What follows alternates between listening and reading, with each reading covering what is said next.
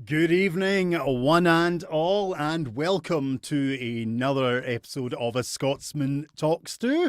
We postponed our Tuesday episode for the guests that we're supposed to be on, Drop Bear and Panda. They're now coming on the 23rd of this month, but we are back with a fabulous new guest, a wonderful ball of energy, somebody that I've met through fringes and theatre work.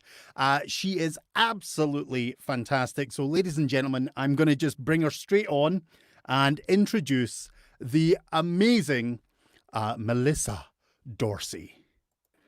Melissa, are you there? Hi, I'm good. I'm here.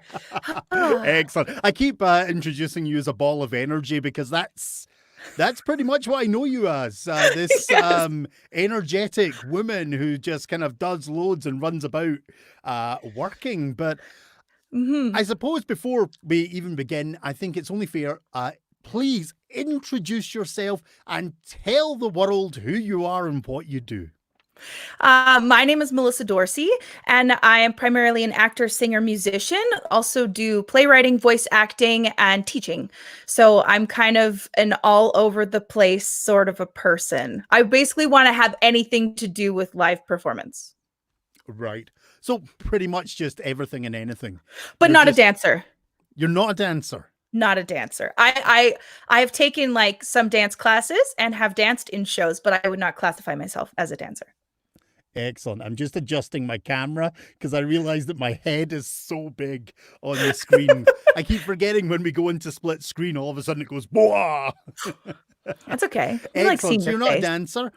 Well, that's good because I don't dance, I don't sing, but apparently you do everything. And as is customary, when I'm having a guest on, I have to kind of do that whole bio read and check all your stuff. And you are now the third guest that I am pleased to say has made me sit and go, wow.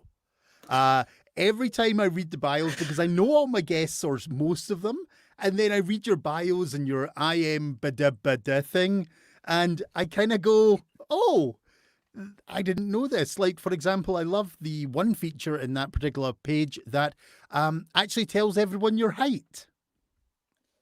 Hey, you never Yeah. know when you're going to need that. I mean, if you're pairing me with someone else on stage that's way shorter or way taller, you need to know if that's going to work. I just love that. Well, let's get on. You've introduced yourself. You work hard. I know you from the Fringes. hmm I think that's actually it, isn't it? I think it's the Fringes we first met in Edmonton, or is it in Calgary? I think we met in Calgary. I was doing a big tour in 2017 with my kids' theater company, Heartbeat Theater, Yes. and I was out there with handbills like crazy. And Fringe gets me jacked. It just gets me so jacked. I think part of it is because it's like supporting not only our art but everybody's art. Like if someone's like, "Nah, that show doesn't really see my style," you're like, "Well, then go see other shows." Like I don't care if you don't see my show, go see other shows. There's so many artists that need that support. And then to meet all these other artists, it just, yeah, I get pretty pumped. Yeah. The Fringes, that's what it's about. You get to hmm well, we work a very solo life at times. So Yes. during the Fringes, it's just this stramash of different performers and artists. So we hmm actually get to see lots of shows, meet lots of artists, and actually mingle with our own strange and delightful kind. Totally. Yeah. Yeah. It's a delight. So the first question I'm going to ask, I have formulated this whole interview on what I know, which is Okay. storytelling. So I Mm, want you pretty much throughout this interview to be telling the stories of your life. And that's the beautiful. whole point. And of course, where else to begin but with the origin story? We all need to know where it began. So what was the beginnings of your performance? How did you actually get into this? Well, my family is very much into the performing arts and into music and into acting and all that stuff. So I was born into a very artsy household. So that was a great start and a great boost for me to already be soaked into that environment. And so when I was 3 years old, I was doing Christmas production at the church, and there was all the 3-year-olds lined up on the stage, and it was a very large church. So there was a lot of 3-year-olds, and we were all singing a song, and they have mics strategically placed among the stage. And I go and I grab one and I start singing directly into it. And then after the song, someone comes and takes it away from me, and I got really sad.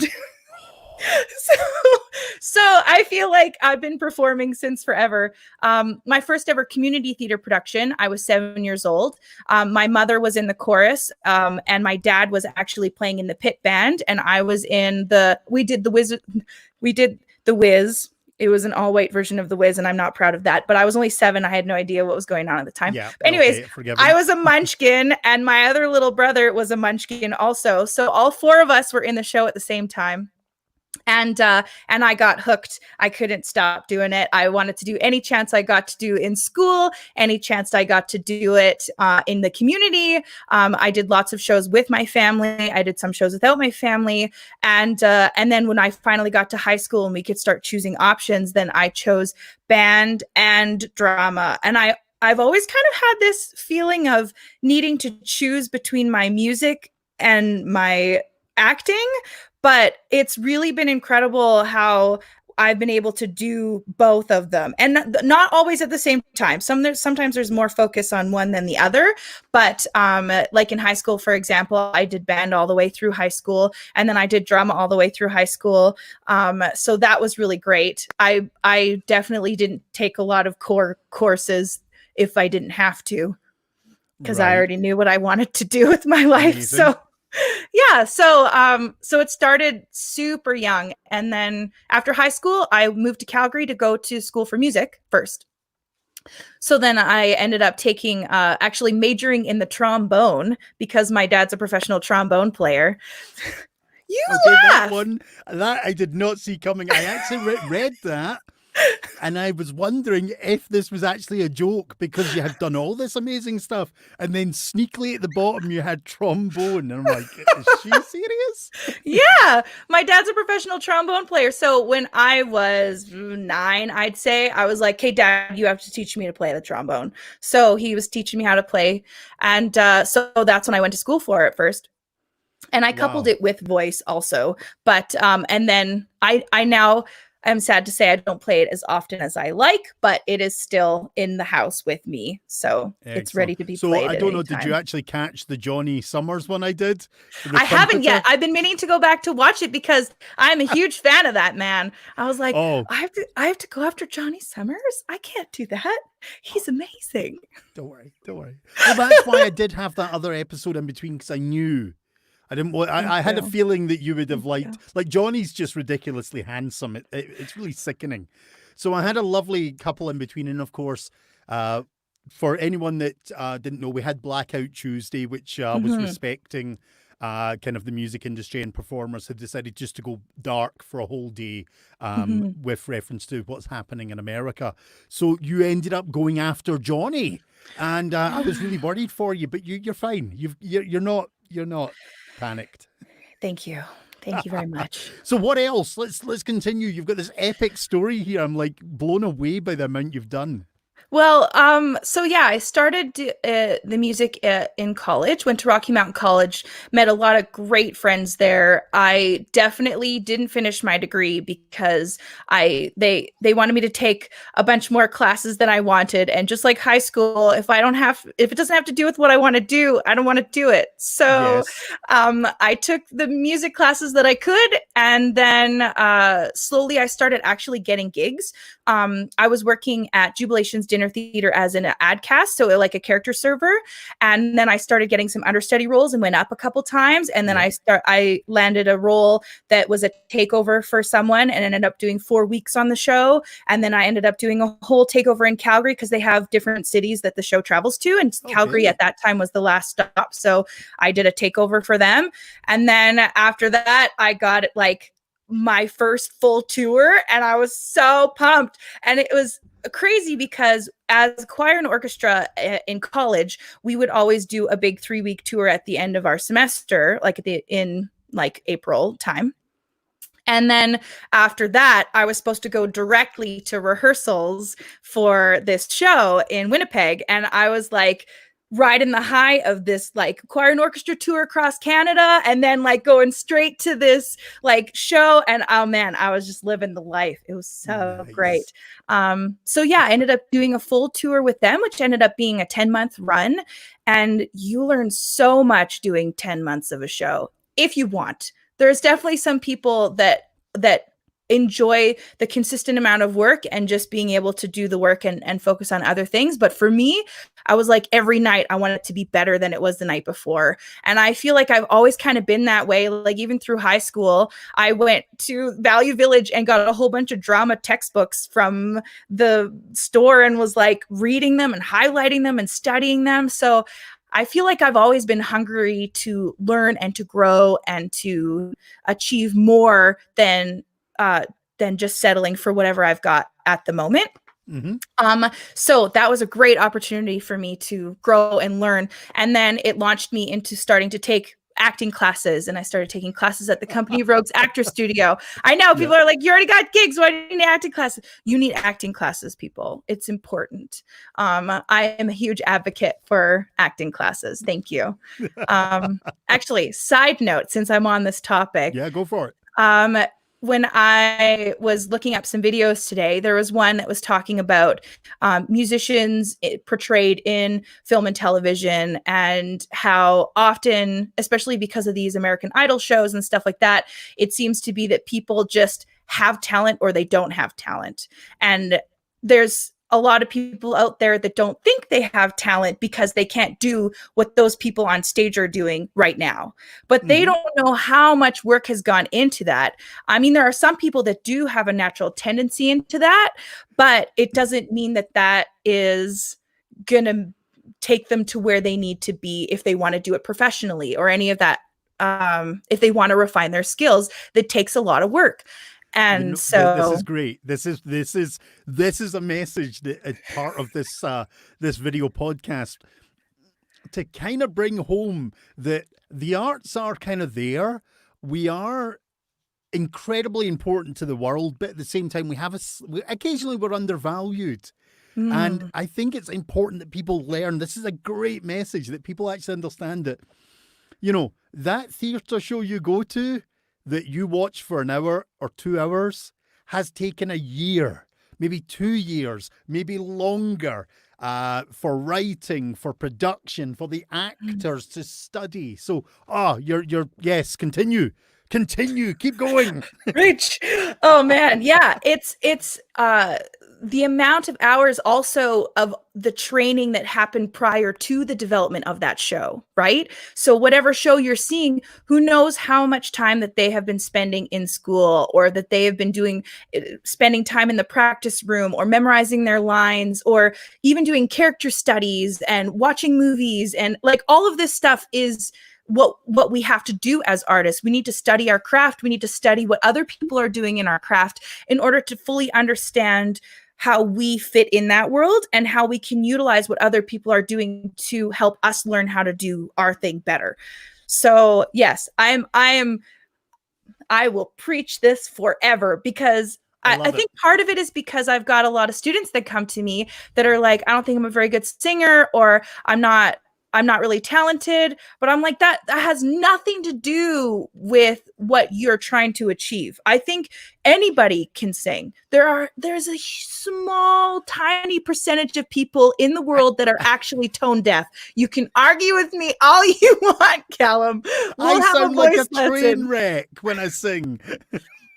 But with hard work, you could be better. And you also, use that word. It could be that you're not as bad as you think you are, because you are comparing yourself to what you want yourself to sound like, which is a great thing. Everybody wants to have a goal to reach something, but it doesn't mean that you can't get there with enough hard work and time and dedication and all that kind of stuff. Yeah. No, this is great. This is kind of interesting because the first three guests, you being the third, have all kind of stressed either family involvement in the Mm, arts prior to it, or they've known from a really young age. And I find this fascinating because when you were 3 years old and 7 years old, you kind of knew where you wanted to go. I was yeah. eating dirt. Okay, I was clueless. I kid you not. I came into this. I'm one of those guys that came into performance really, really late in life. I've only been doing this for about 8 or so years now. Okay. And I love it when people actually kind of, okay, I love it, but I'm also incredibly jealous Hmm. because when people come from that background and when they've always known and they've done all that hard work for years, I'm so envious because it's so admirable, that word. It's so Yeah. good. My mouth is not working clearly. But That's, I love the fact that you from that young age have known and it's just driven you throughout your life. I mhm. find that fascinating. And you touched on study. Now, Yeah. what I find really interesting is your academic studies you kind of knew weren't for you, but you focused your mind to the ones that were. So you Yeah. worked hard at those areas. Um, would I be right in saying that you didn't achieve a degree or did you? I have no degree behind me. I have zero papers. Well, not zero papers. I did eventually get like a master class diploma from Company of Rogues, but Good I have company, I hear. not I do not have a piece of paper hanging on my wall saying that I've achieved great academic achievement in my Oh, that's life. okay. I have achieved no academic achievement. Um, I was basically I was the class clown. Mhm. I didn't focus on education because basically although I loved history and stuff like that, and what I find fascinating now is my whole life is academic and Mm, research and study and things like right. that and reading history and learning and then rehearsing this. Well, okay, rehearsing might be an overstatement for me.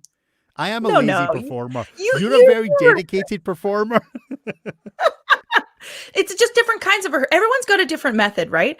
But like you're saying before, you were like and now you're like, this is what I want to do, and you have that focus, and like it's not like you're just making up stories saying their history. You're researching, you're doing all that stuff, and what that means is you found something that you're passionate about, that you're willing to put the hard work in for. And I think that's where a lot of people struggle, is they're like, well, I don't know if I want it that bad, or I don't know if I like it that much. And so I think a lot of people in school are like, maybe, and I was very blessed to be able to know exactly what I wanted to do, or at least all the things that I liked and all the things that I didn't like. I was pretty clear on that. I know uh, it at the time that I graduated, there were very little academic requirements for grade 12. And I was very thankful because it left more space in my schedule to do all the arts things that I wanted to do. Lovely. Yeah. Um, but but yeah, I heard this today actually from a video I was watching, where it was a guy talking about perfect pitch. Like, what is perfect pitch? How do you get it? It basically, perfect pitch is like, if I say, sing me a G, you'll know exactly what that is and you could sing it. And there are people out there. I have a friend I love to pieces, Tyler Peacock. What a brilliant man. And he has perfect pitch, and it kills me because anytime I say, what's this note? He knows that note. Anyways, that's the that's a sidebar. What I was saying on my other sidebar was that this guy was talking about the same thing as you. When he was a kid, he was eating dirt. He didn't have that focus of music is what I want to do. And it wasn't until junior high that he actually started discovering music and liking it and diving into it. And then when he finally got into college or university, wherever he went, that he started to teach himself what it was like to have perfect pitch and all this kind of stuff, and learned all these skills that he needed. And now is an incredible musician. So you don't have to start at 3. Like, there's lots of people that do, but you don't have to. That's Well, not a that's it. requirement. It goes back to hard work and Mhm. research and focus. You know, there are people that have started very late, and they're amazing because they have literally worked hard, which again is something that people don't see. They Yeah. see that spontaneous show. Now, I've got a Mhm. question come in for you just while we're talking. You Oh, mentioned, have you done anything for Drama Fest when it was at the U of C? I have not. It feels like Calgary has a lot of resources that I have yet to tap, which is very interesting because I've been here for 13 years, something like that already. Hmm. And it feels 15? Oh my goodness. Doesn't matter. It Um doesn't matter. Don't worry. I'm the same. I keep saying when I'm in Edinburgh, I'm like, was it 20? Was it 15? It's just like, it just flies by and you forget. Don't worry. right. It's old But age. But yeah, there's actually, oh, thanks very much. I got it. There's a lot that happens in Calgary that I still have yet to dive into. Hmm. And there are some places that are doing things that I am just hearing about. And it's really amazing. And it shows the deep, rich, vast arts culture that we have in Calgary. As much as I feel like it's underfunded, and we won't get into politics, but I just had to say it. Anywho, I feel like we have such a rich culture in Calgary that there are so many people that you see all the time, and then there's so many people that you've never met, and people are like, well, you don't know that person, but they've been doing this and this and this, and you're like, oh my goodness, I didn't know those things existed. So I know, yeah. Calgary is amazing, and I think the problem is the communication channels don't exist. I'm noticing I hear about things after they've happened. And I'm right. like, why hasn't this been advertised? Why hasn't? And it always frustrates me. And like yourself, it's like I get that a lot. It's like, oh, I thought you were friends with this person. I'm like, I have never heard of them, but we will find out now. So Right. I think that's one of the failings. There's something in the arts community that I think either we're so busy, we're so focused, or people aren't. I hate to say someone's letting something down somewhere. I don't want to say that, but it's like we forget about marketing. We forget about the business side that is Right. incredibly important. You know, we put on this event, we actually need to let people know it happens. Yeah. Well, and I think like there are some avenues in Calgary that are trying to do that and trying to like have active communication. But if you don't know about that communication stream, then you miss out on all the people that are connected to it. So it's like when you're doing a show or when you're doing something in Calgary that requires marketing, you just have to find those big pockets of people and be able to get into that sphere. But I will admit also I'm quite guilty of, like you said, being really focused and being super busy and working really hard. And if someone even mentions something, I'm like, I don't have time to process that and I don't know what that is. And so I'm sorry, I'm busy. I Yeah, can't. Um yeah. And we and I feel travel a bad lot. about that. You know, Yeah. we do travel a lot because for some reason I thought you were in Edmonton. For Hmm. a long Ah, time, I kept thinking you were in Edmonton, and then I'm like, oh no, she's in Calgary. right. Yeah. And you're Well, yeah, from, because where are you from? Because I can't pronounce it. from Armstrong, BC. And my parents are in Lake Country right now. No, there So go was back there. Okanagan. Okanagan. Ah, the Okanagan. Yes. It is a beautiful valley in BC that is just like the perfect place to live if you want the weather to be consistent. Right. And it's got seasons unlike Calgary does, which I miss sometimes. Calgary has I'm seasons. like a lot of them though, not just four. There seems to be a lot of them. There's more seasons in one day in Calgary than I can count. I mean, I come on. know. It's very like Scotland. So another Yeah. question's just actually come in. Oh, Do you think artists are more introverted or extroverted? oh my goodness. So I I know feel that's a like challenging one. this is one of the most um misunderstood things about artists. I would say a lot of artists are introverted.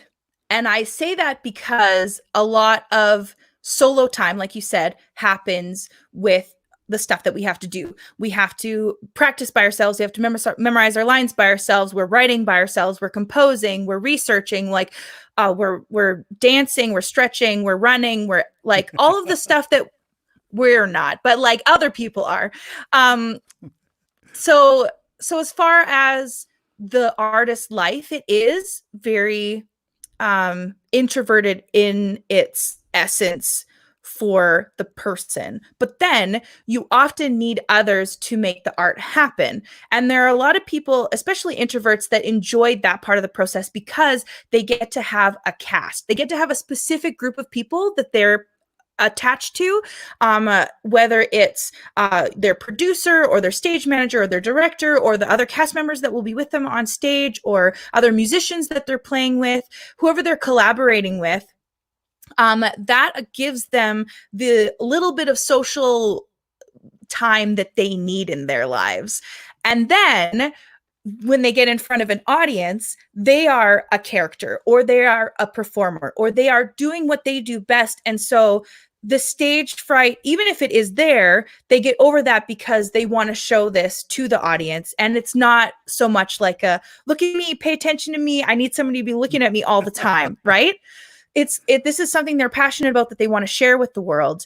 I personally am more extroverted than introverted. And I do know a lot of extroverted. You didn't see it.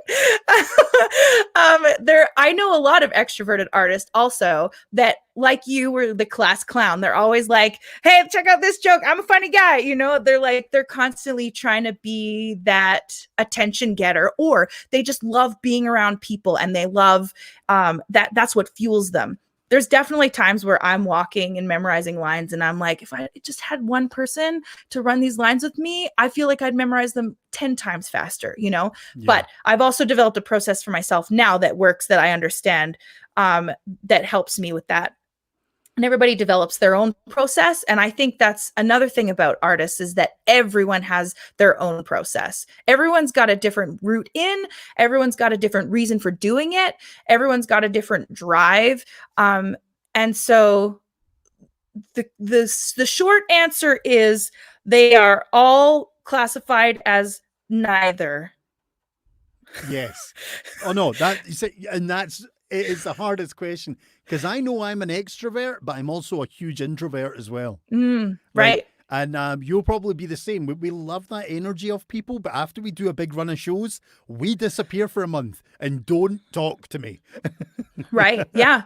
I definitely have my debrief period that I have to go through, or whatever it is for me that I have to go to my it's not even de-stress, but it is like coming down off the high of performance and off the high of being with people. Like, you can only be jacked for so long, right? And then you're just going to be exhausted. It is exhausting, isn't it? It's so hard when you're constantly, as I say, constantly on. I mean, it sounds a weird term, but when you're doing the Fringe, and we've both done the Fringe, and you're flying, and you're talking to people, and you're running about like a maniac, and then you've still got an hour and a half show maybe to do, and then after the show, depending on when the show is, you have to run about and flyer some more, and it's like it's like a 12-hour plus day with a big performance in between and a little bit of socializing if you get the chance, and it's crazy. Yeah, it really is. It's just crazy. So a couple more questions. One of them, Yvonne, I'm going to ask that one closer to the end, because that's very similar to a question I like to ask towards the end. Krista's comment, I'm going to leave just now as well, because that might tie into my next question. You've mentioned education. You've mentioned learning. But of course, one key thing for all performers is mentors. Now, you mentioned, the theatre company you trained with. You got your... Company of Rogues Actor Studio. Yeah, the Company of Rogues. I know of them through a couple of friends that are doing them. But have you ever taken on, I mean, do you have mentors still? Have you had a mentor? And if so, kind of like, who's been your most kind of memorable? What influence have they actually had on you? Oh, well, I mean, like, huge mentors would be my parents. They're both incredible at what they do, and they are always driving to be better. Like, my dad still practices 2-3 hours he's a professional. He's celebrating 25 years with the OKO. Okanagan Symphony Okanagan Symphony Orchestra. So like he's got to keep his chops in shape. My mom's constantly practicing music. She's super involved in the music at their church, and so she's every week she's learning new songs and orchestrating stuff for that. And yeah, so they're huge in my life. As far as mentors, like I know my band teacher in high school was a huge mentor for me, Mr. Jim Howie. He's was an incredible influence on my life, and my drama teacher, Miss Jackie Kane, and my dance teacher, Miss Janet Gillis. Like I still remember their names because they were such a huge part of my life, and they saw the passion in me and they let me run with it. And I think that was one of the most incredible gifts. With all of those people is that they were like, yeah, go girl, go, just like do your thing. And let's try and find ways and to facilitate that. My first ever voice teacher was Christy Dirksen, and that was in college. I didn't have voice lessons till I started in college. And that was a huge thing for me. Mm-hmm. I've had lots of people along the way. I mean, Joe Norman Shaw and Christiane Hurt from the Company of Rogues are incredible people. Mr. Len Harvey is a man who is a prolific actor in Calgary and has since moved to Vancouver to pursue film. And he's been a huge influence on my life too. With he did a lot of directing for us, like when Trevor and I have done stuff. My husband, Trevor, is a huge inspiration for me. We met through doing the arts, and he, again, is one of the most hardworking artists that I know. He orchestrates everything that has to do with Heritage Park, all the arts, that have to do with Heritage Park. So we have street theater programs. We've got opera house shows, radio plays.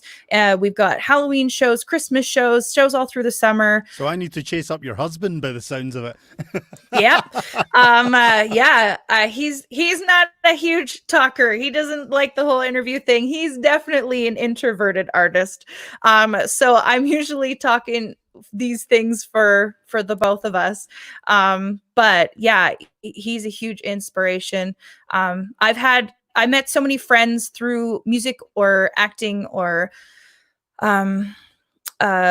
through like my roommates, my one roommate, Mr. Jarrett Mayo. He is like an incredible guitar player, and he practices so much, and he inspires me because anytime he's sitting down, he's got a guitar in his hand and he's working on something. And it's not just like noodling. He's like working hard and challenging himself. Nice.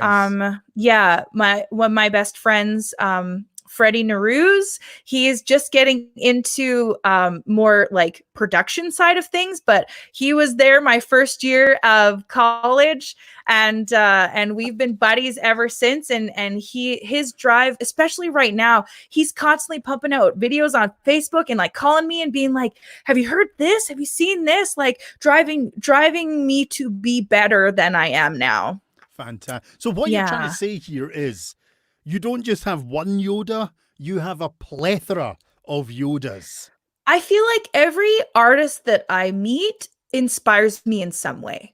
And I know sometimes people are like, "Oh, this big celebrity inspired me," or "This big professional inspired me." And I know there's a lot of more intimate stories of people like one-on-one instances where they've been inspired, but like every person that is dedicated to their craft, that is pushing for more and better and constantly working on themselves and their art, that inspires me. Like it reminds me that you can't just sit there and expect your skills to get better.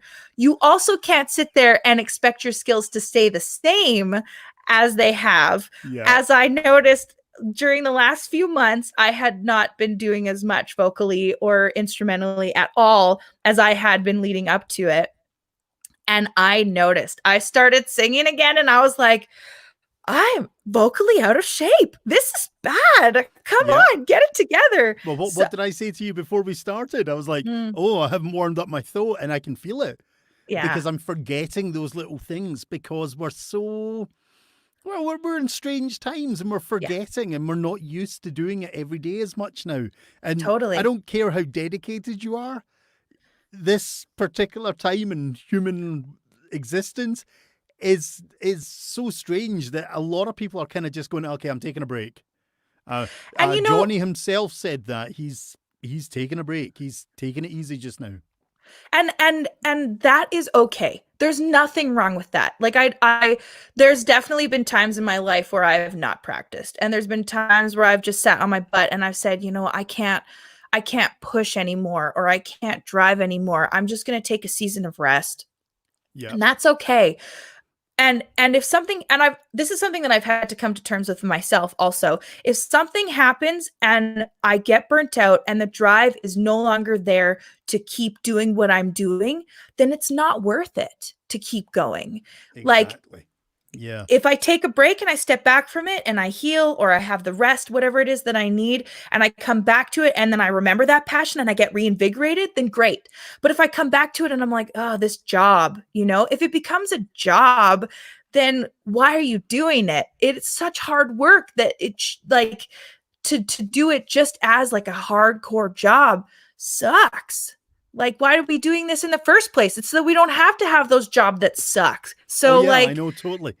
yeah. But the interesting thing about performance is, and we've kind of covered it a wee bit here, but just to reiterate, it's an interesting thing because people see that show and they forget.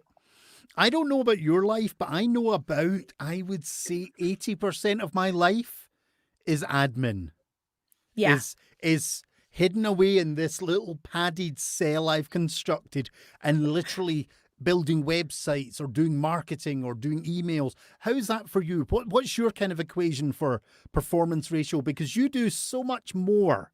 I just do what I do, but you've got such a broad range of skills, and you've got theatre companies and performances and music. So how do you balance it all? I would say it totally depends on what type of art I'm doing and how much of it at the time. So, for example, in January, February, I was doing tons of practicing and I was doing tons of spreadsheets and analyzing of music and scripts and all that kind of stuff, as well as doing some admin stuff like invoicing and scheduling and not a ton of marketing. Luckily, I didn't have to do marketing for the things I was doing at that time. So it was heavy on that. There's been other times where it's heavy on like, okay, the specific art is playwriting and we need to get this play done and we need to work really hard and focus on that. And so that sometimes feels like office work because it's not just the creating of it, it's the editing of it and it's the finessing of it. And so that feels less creative than doing the original, what's the cool idea that we can go with, Yeah. So it definitely goes in stages, and I know that I don't market myself on social media the way I should. But when I'm doing stuff like the Fringe, then I would say like 80-20. I would say, or maybe even 90-10, because 90% of it is you're trying to get interviews from media people and you're trying to flyer your show and you're trying to get your name out there on social media and be posting all the time about all the fun stuff that's going on, not While because avoiding the critics. yeah, and trying to see what your reviews were and trying to pump those out there if they're any good, or tell people read it and decide for yourself when you come and see my show. And then the 10%, and traveling and all that stuff, right? Yep. So I would say 10% is doing the actual show, and then the rest of it is the hard work. Yeah, and that's something people do not get. Yeah. They think it's all happy. They think we're out there skipping through the meadows, singing merrily to ourselves, I mean, instead of having shoulder and neck pain because we're hunched over. yeah, you got your backpack full of flyers and you're Yeah. like just wrecking yourself. Yeah. Yeah. Yeah. So another wee question coming up on the back of mentors and education stuff. You're very big into learning and continuing to develop as a performer. Do you have ways for people to try and do so online, given the current life limits? Have you set something up to help and develop people, or even yourself in that sense? Well, I know for myself, I am taking or I'm teaching voice lessons online and other music instruments like guitar, piano, stuff like that. Hmm. And I'm doing them with existing students that I had prior, and then I'm also doing them with some new students that maybe wouldn't have had the opportunity because of schedule or other things going on in their lives that now have kind of freed up. And Yeah. but also students that are not even in Calgary. So, for example, I've got a friend in Edmonton, and I'm teaching her 3 kids because she's like, well, I like you, and my kids want to learn, and you posted it on Facebook, so let's give it a go. And it's like, that's cool. I've never met them in person. I've met Cool. her in person, but I've never met the kids in person.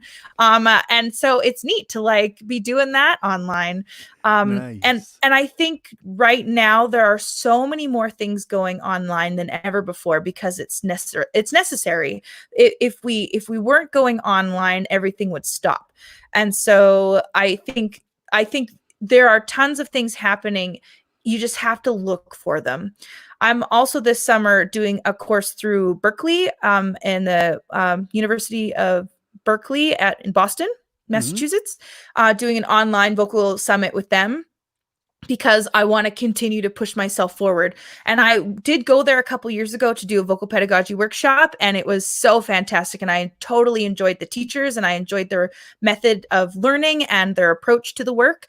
And so I was like, you know what, this summer isn't going to be full of fringe, so I'm going to try and use it to educate myself. And these are courses that I think they have all the time online, but I know more places are putting more stuff online than they ever have before. Yeah. So depending on what your budget is and depending on what you're looking for, there's tons of stuff. I know Company of Rogues has put their stuff online also. So they're doing classes online, and they're trying to have it be more flexible also, where it's kind of shorter length classes. So instead of doing like a whole 12 weeks, it's just a 4, or it's just not as big of a commitment. And I think that's there are a lot of places doing that right now. So Yeah.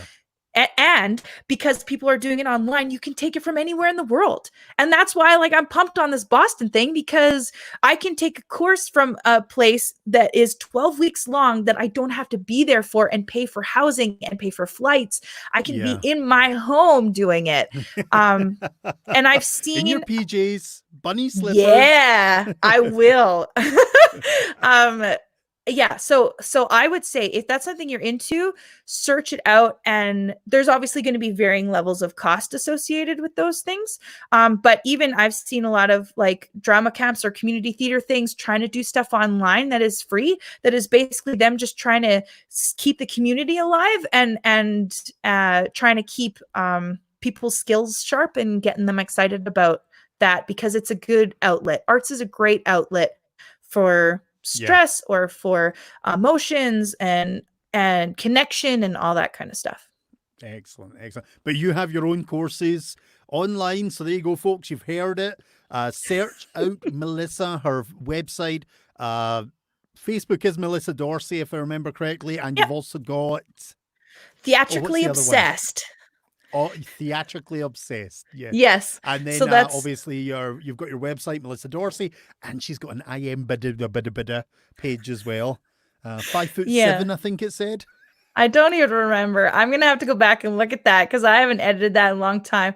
Yeah, the IMDb is like basically all voice acting. I don't think there's a single face credit on there. Well, that's actually something I wanted to ask you about, because voice acting, now there, I'm hoping to have Brendan Hunter on soon, Mm, who is just fully dedicated to the art of voice acting. yes. But how did you get into that one? Because that's an unusual one, because that's an area that I'm trying to develop as well. So, I find this fascinating when I meet people who have done it. What inspired you to do that? Because that's very different.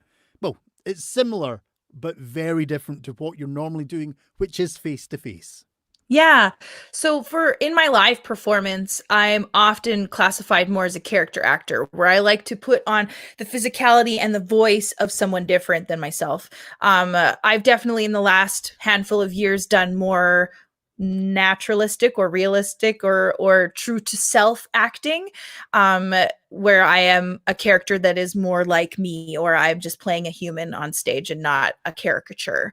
But a lot of the stuff I've done is very charactery, and I've always kind of made up voices and had funny characters and stuff that I just did in my life. Like my husband talks to a lot of fun characters I have that I just voice all the time, you know? So like there's that happening in my life. And anybody who knows me is like, can hear the voices in their head right now talking to them, because I mean, maybe not like that. Anywho, it is a very fun thing to do, is to like develop all these different personalities and characters that live and exist in a crazy world.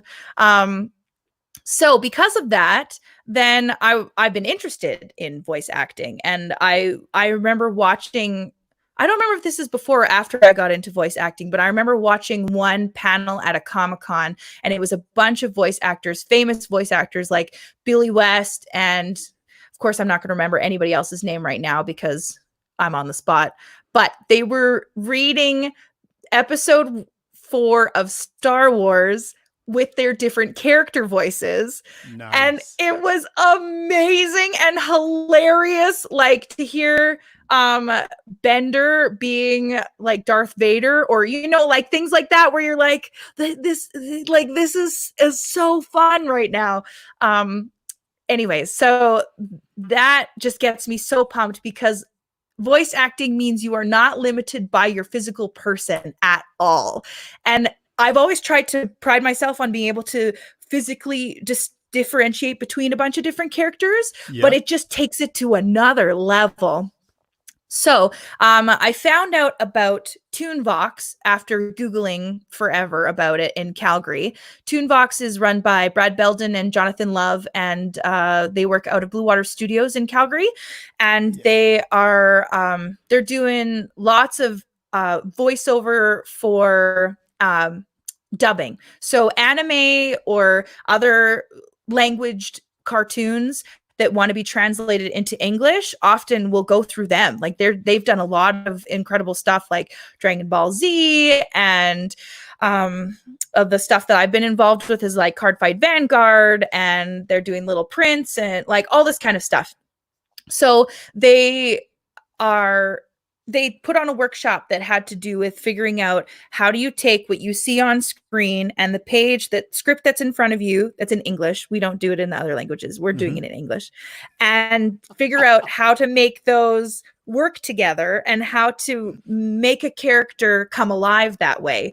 And I took 2 of their workshops. It was super incredible. I loved it. And then I didn't do anything about it for like 6 months. And then I got a phone call one day, and they were like, hey, I think it was Brad. I can't even remember if it was Brad on the phone, because I didn't really know him well at the time. Anyways, somebody called me and said, hey, we would love to have you come in and audition. And I was like, I vaguely remember doing something, because I was busy doing other stuff at the time, right? Yeah. I'm like already in another sphere. And so then I ended up doing 3 different auditions for 5 different characters in 2 weeks. Nice. And then I landed a role of Kamui on the cartoon Cardfight Vanguard, which was an original Japanese animation. And it ended up being the best friend of the main character, but the main character didn't really talk too much. I was the one that did all the talking. Perfect. So I was in this, right? I was in the studio for like, there were some days I was in there for 6 hours, like doing voiceover stuff, because there was so much for me to do. And so it was a huge learning curve for me. I mean, the workshops prepared me to get in there and understand what was going on. So that was good. But anytime you're venturing into a new sphere of art, there's a new aspect of it that you have to learn and figure out and navigate and adjust to. And I ended up doing that role that for like 9 years or something like that. Fantastic. Like it was, I mean, it wasn't always the same amount of stuff. There was times where the character wasn't as prevalent in the series, but yeah, it was amazing. It was so great, but it was a boy voice and it wasn't a girl voice. And it was like 12-year-old boy voice. And so I all of a sudden got known as the person who's like does young boy voices, because often in cartoons they have women do young boy voices, because if you have a young boy voice the voice, then they have 9 years pass, that boy's voice will not be the same, most likely. So then they have to find a new voice actor, and they have to keep finding new voice actors. So, like, for example, Bart on The Simpsons has been the same female voice actor since the beginning of the series. That's a long career as a young boy.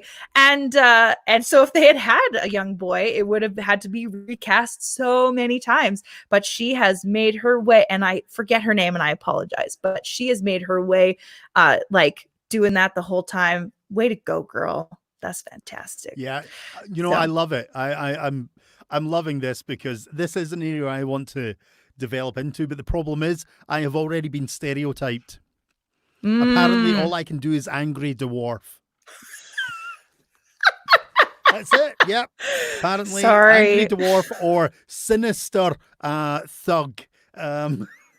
Right. Yeah. No, I'm joking. I haven't even I have actually. I did a couple of courses with Brendan, but I didn't know that Tunebox did them as well. So that is fantastic. But 9 years, you do realise that means your character survived longer than any Sean Bean character ever has. That is like an amazing thing. That's like an achievement. Get that on your CV. There's one day actually Sean Bean's characters ever have. Yeah, I'll write that one down. There was one day actually that I went into studio and we were recording something, and there was this big epic battle, and it like kind of goes into this other world because it's more intense. And then this big thing happened, and I voiced a reaction of me like flying off the earth, and I was like, "Did I just die? Did you guys just kill me off? Like." You didn't tell me before I came in here that this guy was going to die today?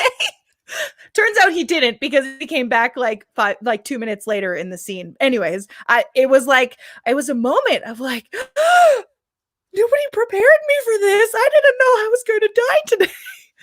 So, yes, that is something out there for any voice actor going into any studio. You never know when your character will die, and that is sad. Often characters will just disappear, but when they die, it is very sad. Traumatic. Now, I should just say I've got a few people saying hello to you, and I should let them know that Melissa can't see your comments, I don't think. Nope. So if she's not replying, not because she's being rude, I'll rephrase that. She's not replying because she's being rude. She is just unable to see the comments. So basically, Melissa, say hello to everyone again, just so... Hello, everyone. Good to see you. I mean, good to see that you're here. I can't see you right now. You'll be able to see them when you look at the comments. I'll voice acting, amazing. You've done it all. Somebody's asking, do you ever play games that require role play or voices? So I'm thinking, and they've said D&D. Are you a D&D girl? This sounds controversial, but I am not a D&D girl. But it's not. I only got into it recently, so don't worry. Yeah, I don't think it's not because I don't like it or it's not something I'm interested in. I think it's fascinating. But there's definitely a piece of me that needs to carve out amount of time to do that every week or every couple weeks. And I've seen friends that do it every week, and it's for hours every week. And unfortunately, I do not have that amount of time in my life to give to gaming because of the amount I have on my plate. And I get that. And somebody actually said I should do a D&D podcast or something like this. And the problem is I've only learned D&D recently and I love it. But as my wife keeps telling me, I'm a horrible metagamer. And I get really into it. And then I get angry because, I'm terrible. So apparently that's great. I'm a good DM, but not a good meta. But yes, I could see you being amazing at it because of the voices and the energy. So I understand why somebody's asking that. But we need to move on because this is amazing. This is what happens when we're having fun and just chatting. Totally. Okay. What's my next question? I'm going to have to start kind of, you know what? Because you're so happy all the time, right? Okay. Has there ever been a time that you've been ready just to walk away and quit? Oh yeah, Have you ever 100%. just hit a point that you're just like, I can't do this anymore? Yeah. Yep. There was last year I I directed the largest show that I've ever directed in my entire life, because I also direct. So it had a cast of like 30 some people. I was also involved in doing sound design and light design and helping with corralling everything that needs to be done for that. It was a full 2-act show. It was set in kind of medieval fantasy times, and it was like it was just a huge undertaking because it was so fantastical. Would this be one of my favorite books and movies of all time, perchance? You see, you might think it is. It's called The Prince's Bride, but it's not The Princess Bride. Oh, I misread it when I saw you advertising it as well then. Yes, a lot of people did. It had the same kind of humor and quip and feel of that, but it was set with a totally different plot and a totally different thing going on. Basically, a prince who's trying to rescue his princess from the evil queen, but kept getting stolen by other princes. And yeah, it was a really amazing show. It was super fun. It was put on by I gotta pump these guys. Foothills Alliance Church here in Calgary does amazing shows. They have an incredible group of artists that have seemed to have congregated at that church, and they are doing incredible art all the time. Like, it's really amazing what they have accomplished there. They have professional fight choreographers, stage managers, lighting designers. Like, they really have professional people in this church sphere doing incredible work. Amazing, yeah. Yeah, and all original productions. So Foothills Players, was that? Foothills Alliance Church. Foothills Alliance Church. Yeah. There you go, folks. Anyone that's looking to develop, do they take people on, or is it a closed... No, they whenever they're doing auditions for their productions, which usually happen around Easter or Christmas, then they open the productions up to anybody who wants to audition. Yeah, it's a beautiful, beautiful group of artists. The couple that I tour with, Mark and Rebecca, the three of us all go to that church, and we tour as Heartbeat Theater. That's the tour company that we go to schools during the year. So what forced you to nearly quit then? Let's drag you back to this Okay. tale of woe and treachery. It was Yes. the treachery. So that was a huge undertaking. I was also directing another show at the time that was going up on the same weekend. I was also directing a bunch of other shows at Heritage Park at the time. I'd just come off of we were touring still at the time. We were prepping for Fringe at the time. So I was still teaching. I was still doing voice acting. So it was just like there was a pile of 1,000 things, and I burnt out. I can imagine. I lost it. Almost every day I felt like I had a panic attack the month leading up to the opening of the majority of shows that seemed to open at the same time. So that helped me vow that I will never put that much pressure on myself to do that much in the same sphere ever again. That was a lot, yeah. But I mean, I took the summer. We did Fringe through the summer, and then in the fall there was a little bit of stuff that I was helping with at Heritage Park as far as directing and doing a little tech programming and stuff like that. And then in December, my husband and I got to go on a big trip to Orlando and just enjoyed the sun and being away. And then around Christmas time, went to see my family in BC, and like just trying to slow life down. And then once January hit, I was like, okay, I'm ready. I'm ready to go back.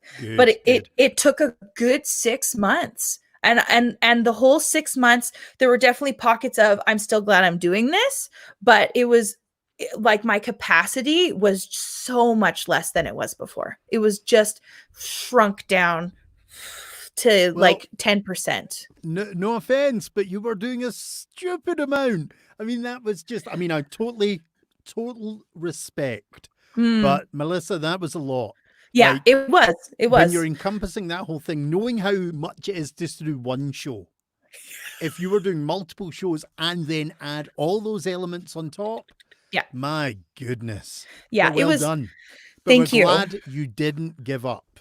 Yeah. And it was tough though. There was a bunch of all-nighters pulled, and there was a lot of like just putting my body to the limit of like, this has to happen. And also, there's nothing worse than the feeling of I just threw it together, or I just, that's good enough. The good enoughs, that's the worst phrase. I hate that phrase, good enough, right? So that's also a curse. So, but yes, I have vowed to never do that to myself ever again. Also, it's not fair to the projects. My next storytelling show is now just going to be, it's good enough. And I'm basically going to bill it and fly her everywhere that you are just to be that guy. Like, you know what? That's the expectation that I hold for myself, but it's not the expectation that I hold for everybody else. I will be clear. If you were to do a show, say good enough, I'd high five you. I would. No, yeah. I have high expectations as well. I am one of the worst for it. Do you get that terrible thing after a really after your show where you hit rock, your mood just drops? I call it the performer glums. And it doesn't matter if it was a great show or not. I think it's the adrenaline and all that, and then boom, you just drop, and it's I suffer that, and then nothing's good enough. Right. Yeah, there's definitely been those phases in my life where it's like, well, I'll never be able to make it to that level, so I'll just quit now, and there's always been something that's pulled me back in, whether it is an offer of a job or a person being like, what are you doing? You know how much you love this. Or I sit there for a minute and I think, no, I really want to do this other thing now. And maybe it just shifts my focus a bit to like a different aspect of what I do. But yeah, there's that definitely happens. But the one thing you just said there, and I'm a great believer in this, there's a collection of people out there, great actors, great singers and all that, but they're great because it's them. And what makes you great and special is you. So I think this is a mindset we all need to work on and really get over. It's like we all look at these guys and go, oh, wow, I just will never be them and be that good. And it's like, but wait a minute, you're you and you're amazing being you. And you have something that they don't have. And totally. That, I think, is the mindset a lot of performers need to do. It's like, well, what do I offer? Well, I offer me. The one thing I've always said about what I do, and again, it's your personality, it's your happiness, it's your energy that actually draws the people to you. So therefore, I've stopped comparing and looking at other people and go, I'll never be as good as them. I do go, oh, they're really good. I wish I could do that. And of course, then how do you do that? We've discussed it earlier. Practice, hard work, rehearse, get in there. Totally. Yeah. Yeah.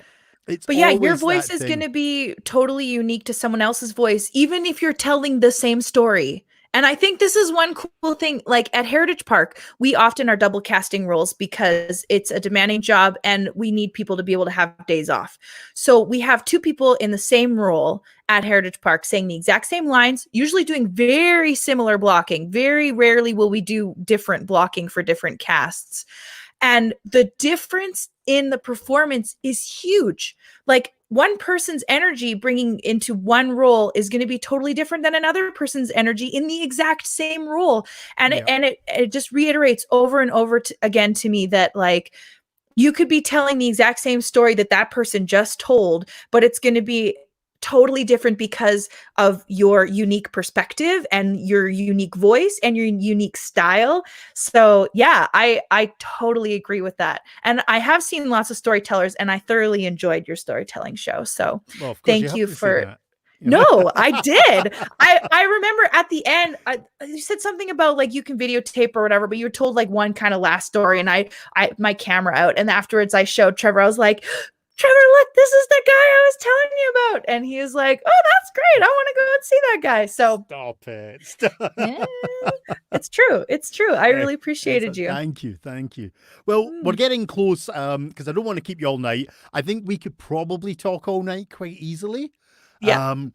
Because we've only got this. What I'm discovering doing these interviews is that I only get through a fraction of my questions because we drift off. And Totally. I always hope it gives the audience enough of a kind of view on you, because the reason I don't talk as much as I usually do, because I think we would compete with each other quite strongly on the old talking ratio, because we do like to communicate.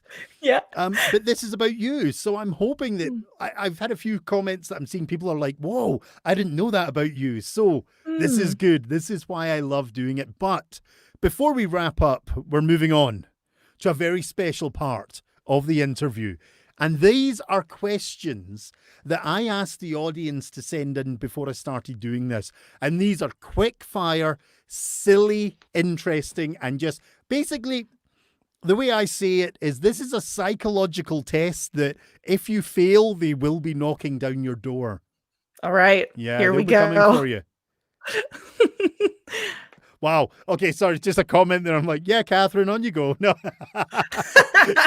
No, what Catherine, a very good friend, Catherine's like, guys, I've got to go to the next live stream. Bye. I'm like, who else is doing a live stream? How dare they? The competition. Right. Are you ready? Okay. So these are the same questions. I haven't changed them. So every guest will get the same questions. And I'm hoping that nobody's actually going to clock into that and guests aren't going to pre-prepare, you know. I doubt they are, because let's be honest, we're all lazy. We are. As much as and if they've watched this far, then they can pretend that they haven't prepared. Yeah. Yeah. So are you ready? No, you didn't watch Johnny. I didn't on purpose. Okay. Let's see. I like to do them in a different order, though. Okay. Okay. What's your favorite kitchen utensil and why? Utensil. Yeah. The rubber spatula. Okay. Why? Because it does so many different things. It can flip things. It can scrape out containers. I often use it for spreading stuff. Like if I'm making a spaghetti squash, I'll use it to spread the oil on it. It's flexible, so it won't hurt you if you drop it on your foot. I love, you know what? Johnny was the first person to get these, and Johnny was very good with his answers.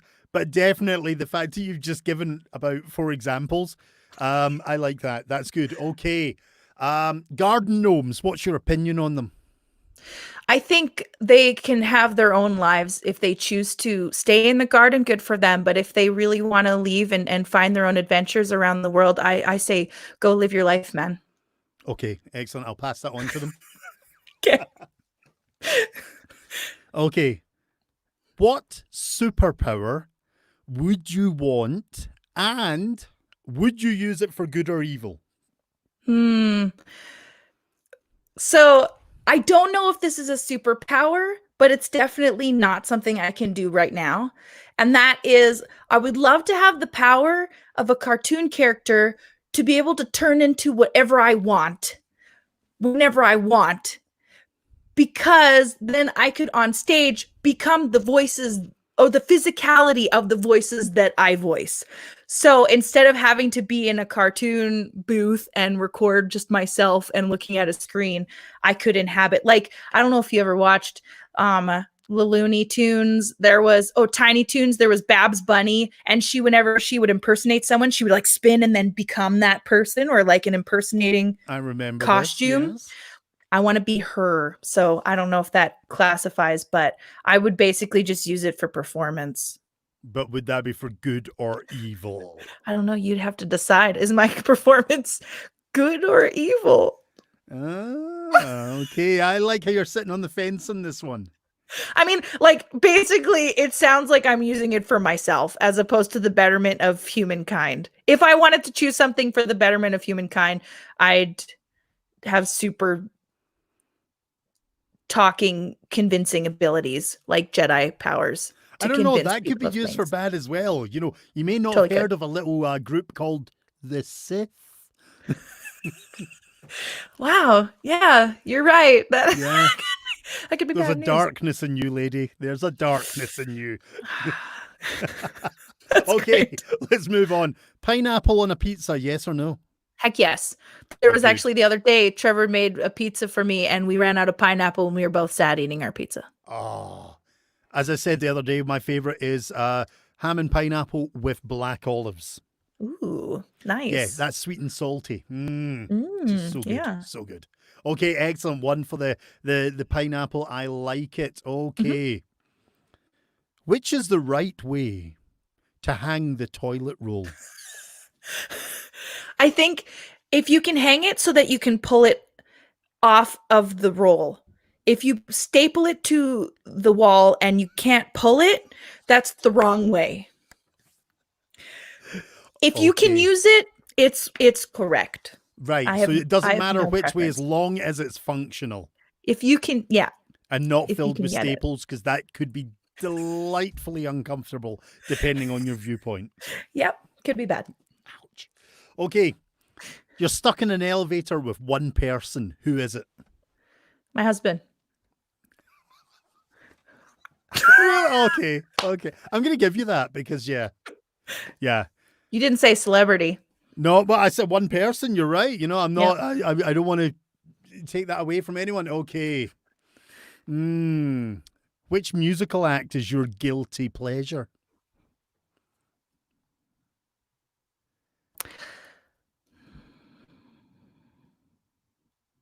That's a hard one because I feel like all the music choices that I have are valid in some way, shape, or form.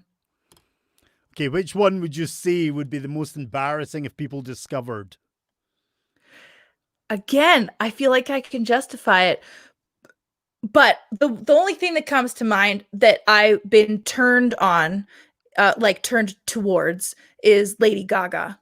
Because I think she's an incredible artist, but I Yes. will admit at first I super judged her because I was like, pop music.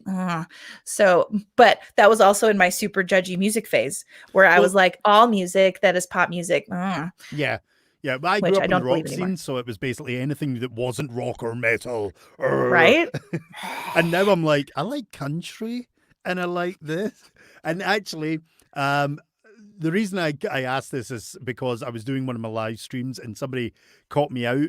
Somebody mentioned Nickelback as the next phase of the Okay. apocalypse. And I had to admit, I was listening to Nickelback the other day. It came on like YouTube. But to be honest, the one that people slag me off the most for is, and I love him, Barry Manilow. Oh, I'm a why is big that so Barry bad? Manilow fan. See, again, I'm like, why is that a bad thing? I don't Apparently, understand. he's a little bit cheesy. Everyone's got to have a little cheese in their life. Oh, Manilow's just heavenly. I mean, it's just, I love his music. It's so happy. It's just so nice. Happy Yeah. music. When you get older, you don't want roaring and growling. You want happiness. Okay. Who would play you in a biopic of your life? I know who my husband would want to play me in a biopic. And who would that be? Amy Adams. Oh, yes. Yeah. And what But about yourself, though? Actually, I think I'd pick Lady Gaga.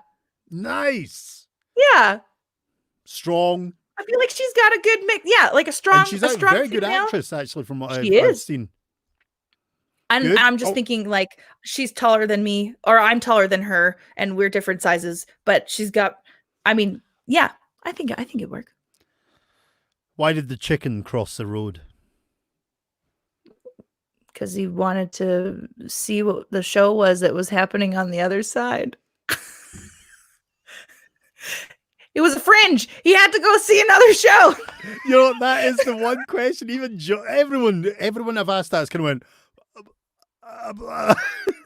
Yeah, I because love it. I love you it. just immediately followed to get to the other side because that's the typical like ha, ha, ha, answer. But yeah, I think the Fringe is happening and they're trying to get to the next show.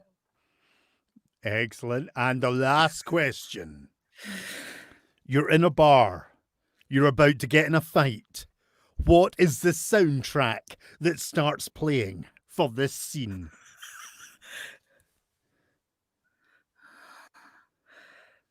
What's the music in your head? You're about It's to go funny. at it.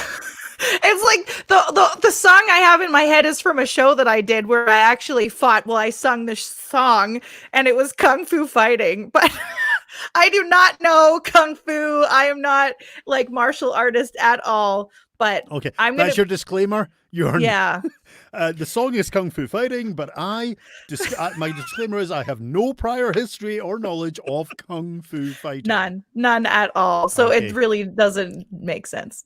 excellent. There you go. There is your quick fire round. Love I it. love some of them. That was great. I think the kitchen utensil answer is the best I've heard. So there you Thank go. you. There is no prize. I'm sorry. That's fair. I feel it here. I In my sold it to a heart. previous guest saying there was a Lamborghini on offer just to get them to do Oh, it. no, thank you. They were very upset when I told them that was a lie. You know, if Maybe. you were to give me a Lamborghini, I'd probably just sell it, Oh, I know. So would I. What's the point? right? It's like, have you seen the roads in Calgary for Yeah. jings, crivens? I mean, it would just like the suspension would be survive. ruined. Yeah, it'd be bad news. Yeah, maybe though. Down the line, maybe I'll get some sponsorship to actually I can do prizes. You never know. There's a hint to any companies that are looking for a sponsorship. This is available for sponsorship. It means I get to do it. I love it. I can't wait until I maybe get, like, if I get lucky and get sponsorship, because the idea of this show, as I mentioned to you, is it goes on video and then we put it onto podcast. And I can't wait until I have to do that whole bit mid-show. Excuse me. I have a commercial. And I will be so blatant. I will literally hold up the bit of paper and read it on the camera in front of the guests just to have fun, because that's fantastic. me. I'm not gonna make it glitzy or glam. Okay, Melissa. Ladies and gentlemen, your logo can go here. That's what I'll do. I'll make sure the logo goes over the guest's face just for right that moment of the here. advert, just for fun. Just like, zoom. That's perfect. Okay, so we're coming to the end, Melissa. Yeah. I've had great fun. I hope you've enjoyed this. Yes, I this think has our been guests wonderful. our listeners have hopefully enjoyed it as well. Now, somebody asked a while back, and I did mention I would ask this closer to the end. Yvonne posted a question. Now, her question's a slight variant of mine, so I'm going to ask both aspects of it. Okay. The first one that I always ask to kind of finish this up is simply this. What would you say, what information would you pass on to new artists? Somebody who's looking to develop in a performance scene, whether it's music, theatre, whatever aspect, or just generic. What sort of advice would you impart to help their road? I would say anything that you can do to find a space where you can do your art, whether that is you gather a bunch of friends together and you jam, or whether it is like, hey, I want to memorize this monologue, you want to memorize a monologue, let's like get together and help work each other's monologues, or stick yourself in a practice room for a couple hours a day, or research, or like the technology we have these days and the access we have to resources these days is just incredible. So like YouTube and all of the internet has got so many resources. So I would say try and sink your teeth into anything and everything to do with your aspect of art, whatever it is. Put yourself out there and find like-minded people that you can have spur you on and that you can spur them on. And like we were talking about mentors earlier, if you find someone in the sphere of your art that you admire, reach out to them. They will either say, I'm really busy, can we postpone? Or they will say, I would love to share my knowledge with you. Because I think as artists, we're so passionate about what we do that we would love to share what we do with someone who's just starting out or who's just has lots of questions about it, if that's something that they're looking at doing. But challenge yourself to find new ways of getting information and challenging yourself to be better in your art. Excellent. And I will actually add on to that. This is probably the best time in human history to find a mentor, because they don't really have the excuse. Totally. Yes. Like, I know that sounds terrible, but no, but it's so prime. I've known people right now that are like, I will one-on-one with you on Skype or whatever social platform, video platform that you are on, that we can connect and we can chat. And it's hard because you can't have like physical interactions with people right now, but you can have all the conversation in the world that you would have over coffee. It's just that they can't, like, if you're playing violin, they can't hold your elbow the way that you need to have it. That's the only thing that's different. So, like, yeah, And search them. can people, I'm just on an off note here, can people contact you? Are you at the level of doing mentoring yourself now? I'd say that because I'm doing vocal teaching and stuff like that, that I would be at a mentor level. At least I'm willing to share with you what I know so far. Great. Like, there's something about keeping knowledge for yourself that feels selfish, and that feels like, if I would have known someone had this in them when I was wherever they are, I would love to have known what I know now. So I would love to share that with people that are looking for that information. Excellent, excellent. Now, Yvonne's question was actually very similar to what I asked, but she was actually asking for people who started later in life in the arts. Is your advice the same, or would you adjust that? I would say it's the same. Like, really, the tough part I think about starting later in life is that maybe a lot of the mentors might be younger than you, but to not get yourself down on that, and also to not compare yourself to other people that have been doing it way longer, that are the same age as you. So, like for me, I'm trying to broaden my sphere and work my skills that I'm not good at, and try and do more tap dancing right now. I'm not a dancer, but I'm trying to tap dance. Love And it. if I look at kids that are like 7, 10 years old, they're doing miles more than I could ever with tap shoes on. And I'm like, that's awful. I feel like I'm old and I'll never be able to be a tap dance. But how long have they been taking lessons, right? How long have they been working on that skill? So also keeping in check that just because you're not where you want to be doesn't mean you can't eventually get there. Excellent. Fantastic advice. So, Melissa, where can people find you? Well, I'm on Facebook as Melissa Dorsey. I'm also on Instagram and Twitter as Theatrically Obsessed. My website is melissadorsey.me, I think. I think that was a poor choice of Your website? Let me just website. check. Yeah. Anyways, Where are we? so melissadorsey.me. Yeah. it needs to be updated. I had another friend that did a .me, and so I was like, "Oh, that's cool." And then now I'm like, that seems so self-centered. Yeah, just Melissa do a Dorsey .com. It's easier. .me. Me, it's all about me. Exactly. It's always about me, darlings. Yeah, those are kind of the spheres you can contact me at. Fantastic. So there you have it, folks. If anyone wants to get in touch with Melissa about mentoring, about music lessons, about anything, reach out to her. She is available, as we all are. I hate to be so negative, as we all are at the moment. Please love us. Our egos are dying on us. We'll be okay. This is just a time. This is a rest period. I know. I can't rest. It's not me. Melissa, thank you very much for being a wonderful guest. I am going to pop you into the green room for a moment, and I'll catch you up after the show. Perfect. In the green room, you'll find things like pizza with pineapple on it, M&M's bowls, all separately coloured. There might be a bottle of whiskey somewhere. I don't know what you drink, so there you go. But I'm going to pop you in. I'm going to finish up the show, and I will speak to you in a couple of minutes. Thank you very much. Ladies and gents, Melissa Dorsey.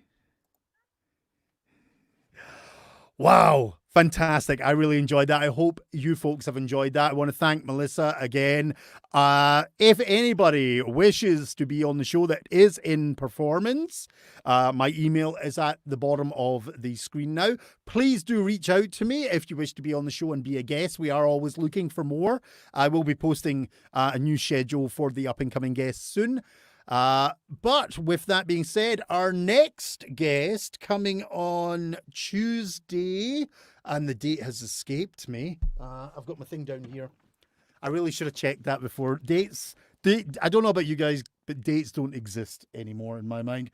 Tuesday the 9th is going to be an amazing guest, a gentleman that I've met probably 7+ years ago. He has been in the Godfather movie. He has been one of Andrew Lloyd Webber's Phantoms. He is an amazing gentleman, a fantastic opera singer, and his name is Frank D'Ambrosio, and he will be with me on Tuesday the 9th. That is our next guest. So please, again, join me on A Scotsman Talks To.